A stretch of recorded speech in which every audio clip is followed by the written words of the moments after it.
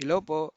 So, ngayon is magde-demo po tayo ng bagong magiging product ng Sandre Technology. So, magiging product pa lang siya dahil prototype pa lang siya. So, ang ang product nito is yung application nito is para sa mga water refilling station na gustong gawing bendo type. So, meaning um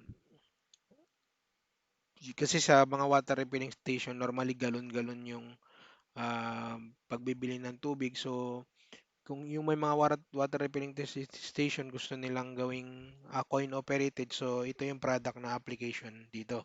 Kasi may ibang example, hindi ko lang sure sa ibang water refilling station kasi minsan merong araw na hindi sila nag-ooperate. So, example, Sunday. So, maganda kahit Sunday, kung merong coin-operated ka na system na maghuhulog lang ng coin yung bibili, then magpo-produce siya ng amount equivalent sa isang galon. So, kumbaga, kahit rest day ng shop, ng business, so, at least kahit paano meron pang extrang kita. So, um, itong product na to is coin operated. I mean para sa parang para maging coin operated yung mga water refilling station. So, uh, prototype pa lang to, bali itong system niya, ito na po yung revision to ng universal timer na dinevelop para sa S-type coin slot. So, universal timer siya kasi supposed to be dapat 220 rin yung output nito. Bali, then pwede na siyang interface sa mga appliances. Kaso, yung hindi kasi ito design para mag-handle ng mga heavy loads kagaya ng mga pump or solenoid na ginagamit sa mga water refilling station. So, kaya minodify siya para mag-output lang ng voltage enough para ma-trigger tong solid state relay. Yung maganda kasi dito sa solid state relay is that malaking current capacity yung kaya niya. So, basically, yung mga motor na mabibigat, kagaya ng ginagamit sa mga water refilling station, is kaya niya pong gamitin. So, yun. So, universal timer to para sa S-type. Then, minodify siya para mag-output ng, kasi dapat yung output nito is 220. Alam ko nakikita. 220 volts yung output niya. So, minodify siya. Kaya makikita nyo may wiring, extra wiring. Para ang output instead na 220 volts is maging 12 volts lang siya. Which is enough para i-trigger tong solid state. Kasi yung input ng solid state is 3 to 32 volt DC. May solid state din na 220. Pero ito kasi yung mura sa common. And mag-work naman siya based dun sa kailangan nating gawin. So yun. So itong bagong revision ng timer is may capability to para mag-pause ng time. So example, um, operation na yung system, then gusto mong i-pause yung time, or example kung i-apply siya dun sa mga water refilling station, kasi normally kailangan mo nang linisin yung galon. So, pwede maghulog ng coin na more than dun sa time required para mapuno yung galon, then para malinis yung galon, then pwede mong i-pause yung time para either kung pwedeng sabunin or kung ano na gawin sa galon o ibanlawan. So, yun, pwedeng ma-pause yung time para mag-stop yung pag-pump ng tubig. Then, kung gusto mong ulit i-resume, pupause mo lang to. So, yun yung capability ng bagong timer. Then, again, nirevise lang siya, or minodify lang para mag-output lang siya ng 12 volts. Pero yung function niya itself is ito yung universal timer. So, yun. So, ipa-plug, uh, kagaya po ng ibang product na dinevelop ng Sundry Technologies para sa S-Type. So, 12 volts direct uh, from transformer. Then, meron siyang uh, sa terminal or uh, pin header para sa push button. So, yung push button na to is non-latching siya. So, pag pinrest, momentarily short lang siya pag pinrest. Then, basically yung output, which is meron namang merong red and black na output which corresponds sa dito kasi sa solid state relay, merong makikita kayo diyan na plus saka minus. So, basically yung black negative, yung output na red positive. So, yun lang po yung connection, 12 volts from transformer, tapos push button na switch, then yung output. Okay? So, pa-power up natin para makita. So, kung nakita nyo yung ibang video, ganun din yung sequence. Ito kasi yung bagong version na ng universal timer. So, yun. So, itong pag ganyang nakadalawang 00, naka-normal uh, naka-normal operation siya, meaning nasa operating mode ka. So, pag gusto mong i-program yung time, meron ditong tatlong button. Ayan o. So, ito yung mode, ito yung up, ito yung down. So, pag gusto mong i-reprogram yung time, example, assuming yung galon is mapupuno siya ng 1 seconds. Ay, sorry, 1 minute. Tapos yung S-type na meron po kayo na coin slot is 5 pesos. So, tapos gusto nyong, example, dun sa water refilling station, gusto nyong ibenta ng 20 pesos per gallon or depende sa inyo. So, example, assuming 20 pesos din based sa calculation nyo o sa trial na 1 minute mapupuno yung galon. So, 1 minute divide by 4, sorry, by example by 20. So, ang 20 kasi is 5 kasi 5 pesos yung S-type mo. So, 5 yung 20. Sorry, 5 yung 20. So, kung yung 1 minute is 60 seconds kasi ang pwede nyong i-program dito is in seconds siya.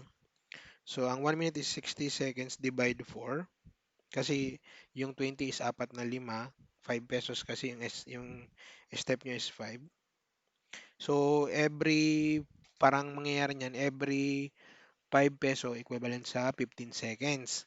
So, sa pag-program, um, ipipress mo lang yung mode, short press lang. So, from 2 digit, magiging 1 digit siya. So, ibig sabihin, nasa programming mode ka na. Then, gagamitin nyo lang yung dalawang push button dito. Itong dalawang push button na yan, ito yung up, ito yung down. So kagaya ng computation natin, 15 seconds, ipipress mo lang yung up. So, ibig sabihin, pag every hulog, ayan, 15 seconds. So, pag naghulog ka ng coin ng 5, ibig sabihin, ang magiging time mo is 15 seconds. So, kung satisfied ka na sa time, press mo lang ulit yung mode na button ito sa top part. Babalik siya sa operating mode or yung 2-digit display. So, ngayon, pag hinulog ko yung coin, ang hulog niyan is, example ito, 5 pesos. Pag hinulog ko yan, ang magiging time mo is 15 seconds. Yan, 15 seconds. So, then, syempre, para mabuo mo yung 1 minute, kailangan maghulog ka ng sunod-sunod na 5 pesos. So, assuming gagawin natin siyang 1 minute, so maghulog ako ng 5. So, by the way, pag hulog mo niyan, first na time pa lang, nag-on na yung motor. Yan. So, kahit na naghulog ka na, nag-increment lang naman yung time, pero yung motor mo turning on na. So, kung makikita nyo, umiilaw, may ilaw na indicator na nag-on yung solid state. Ayan po, ito yung ilaw. Maliwan. Ayan o. Kulay red siya. Ayan. So, papansinin nyo, pag pinress ko tong, ayan, may time ka pa na 25 seconds. So, pag pinress ko tong push button, mapapansin nyo na yung time nag-freeze siya doon sa last time. Then, yung ilaw is nag-off. Meaning, namatay yung solid state mo. So, meaning, nakat din yung power doon sa motor. So, then, ayun. Ayun yung purpose ng pause na button. So, ito yun. So, pag ni-resume ko, pipress mo lang ulit.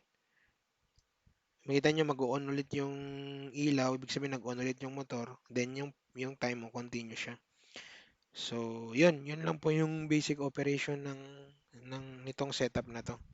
So, although prototype pa lang to, pero ayan, pag mag-alarm siya pag 5 seconds na lang yung time. Yung makikita nyo, ayun, pag 00 mag-off na rin yung solid state, mag-off na rin yung motor. So, although itong setup is prototype pa lang, pero basically pwede na siyang gamitin. Kasi pag binenta ko siya, pag binenta po siya sa market, kasama na tong solid state para hindi na kailangan maghanap ng solid state relay. So, yun. So, yun yung wiring niya lang. Then, yung wiring naman dun sa output ng solid state, simple lang. So, ito drawing ko.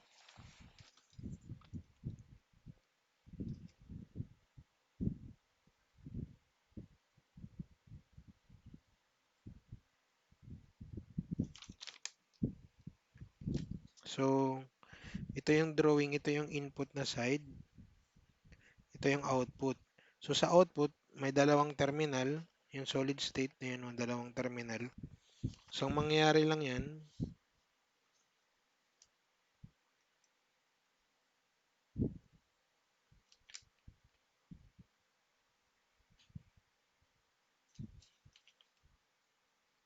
yan. So, yung 220 may two line siya. So, yung isang line, ikakat nyo lang para pupunta dun sa dalawang terminal ng solid state din papuntang load. So, basically, yung one line ng 220, yun yung ikakat lang. So, kasi ito parang switch lang siya na parang yung regular na switch sa bahay na example pag switch nyo mag-on yung ilaw din pag turn on pag turn off mag-off yung ilaw. So parang switch lang siya. So close lang yung contact dito once na nag-turn on yung red na pinakita ko kanina. So then pag off naman yung red, ibig sabihin putol to.